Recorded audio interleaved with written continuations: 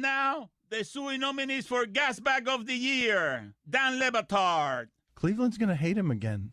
It's going to end with Cleveland hating him, whether he leaves or not. He gave the good years to Miami. He's going to be another one in a long line of Cleveland losers. Stugats. I think we need to flip this on Dan, and I need your guys' help because I know Dan feels guilty. I'm surprised he took the bait, to be quite honest with you. I can't believe it. I'm shocked by it. But I think we need to turn this around on Dan because the listeners are doing it, and I started to do it yesterday where Dan has to do this. At this point, Dan has to do the Prince Fielder photo shoot. A bet is a bet. But I need your guys' help. Greg Cody. Where to start? I mean, the first thing with pea soup is the texture, okay? I've had watery pea soup. It's awful.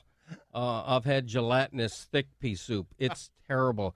Pea soup, much like clam chowder, needs to have that consistency first, that you can stand the spoon up in it, but the spoon soon tilts. That's the consistency you want. Number two, pea soup on its own can be a little bit bland. It wants a fairly aggressive peppering and salting. Number three, pea soup needs a fine dice of ham. Not bacon, not any other meat, not turkey. It needs a fine dice of ham. Number four, pea soup scorches easily. You don't want to heat it on a high heat. You want to heat it on medium-low, just until it's warmed through. Number five, pea soup is best made by hand, not out of a Campbell's can. And the key to pea soup, you want a ham bone for the stock you make to boil your peas. Amin El Hassan. Every time we have these matchups in the playoffs, they ask us who do you think is going to win, and you got to give some reasoning behind, well, I think this, that, and the other. But this could happen. This is the first time I can ever remember in the NBA Finals where I'm talking about why one team is going to win, and everything I said is right.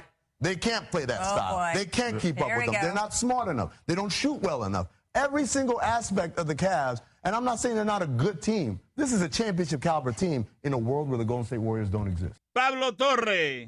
So you're just selfish. You're selfish, Ron. You like the animals that can, satisfy your most base pleasures. We got a comic on the show today. But, Ron, how do you know the fish doesn't feel the same way about you that the dog feels about you? I'm not saying that the fish doesn't, but the fish cannot express its affection the way a dog can. Sounds like some anti-fish bigotry. Okay, not only is he a comic, now he's just trying to stir the pot. Who is this guy? Well, Pablo is saying that you're interpreting affection where there is not affection. No, I'm saying that we are prejudiced towards those whose languages of affection we can understand. And maybe that's unfair. No, you know what? You've got a point there. You've got a point Thank there. you, but Ron. also you have to also take into consideration here the intelligence factor. You have, in fact, a dog that has a brain that relative to its size shows a significant amount of intelligence. Or on the flip side, you have a fish that has a brain that basically provides for breathing, eating, sleeping, and breeding. So kill all the stupid people. Got it. Chris Russo and Rick Barry. You do agree, though, that if the Warriors don't win this series or win a championship, you can throw out the 73 wins. You do agree with that, correct? Absolutely not. Oh, you have to, Rick. Come on. What are you talking about? I don't have to. Yes, That's you do. your opinion. Come on. Well, does anybody remember? Wait a second. How can you possibly take away what you somebody can. already accomplished? Well, let me ask you a question. They had the most wins. Oh, who cares? Team in the Nobody history cares. Of the league. It's regular season basketball. I mean, you're not going to let me talk. Well, you're not going to let me talk. Let me talk. Go ahead. They had the most wins of any team in the season. How in the world can you justify and say that doesn't mean anything and he's going to take away? That's absurd. It's ridiculous. But that accomplishment, though, Rick, is only validated if they win the NBA championship. Validated by the fact they did it. Come on, don't be ridiculous. No, come on, Rick. You can't sit there and look at a regular season. I can sit there and say exactly what I'm saying. You never played the game. Well, hold on, Rick. Let me ask you a question.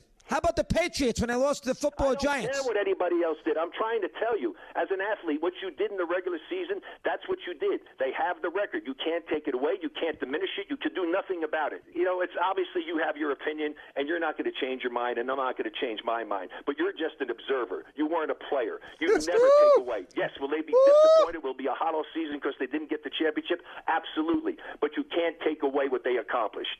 What did they accomplish? They had the best record in the regular season. That's one thing. The second season is the playoffs. So just drop it at that, will you please? Rick, let me ask you a question. Does anybody remember that the Seattle Mariners won 116 games? Who cares? Well, that's the point. Nobody cares about Golden State either. That's what I'm trying to say. I don't care. Stephen A. Smith. This Cleveland Cavaliers team is supposed to convince us that they're going to win 4 of the next 5 games.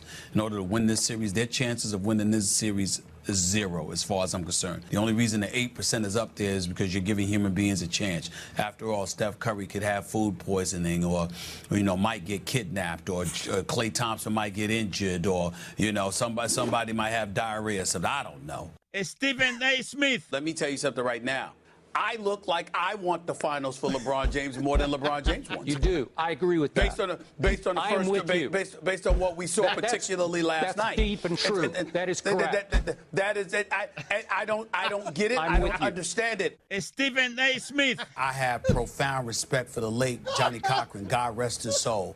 But if it might be the cockiest thing that I've ever said. Christopher Darden and Marsha Clark did an absolutely horrendous job as prosecutors. Because if it were me, there's no way in hell Johnny Cochran would have beaten me with that evidence that they had. I'm telling you right now, I'm not even a lawyer. There is no way that you would have put 12 jurors in front of me with that evidence, and I would have lost to even to Johnny Cochran. I'd have won that trial. I've often said that. Oh, man. Oh, man. Holy bleep, what a loaded category.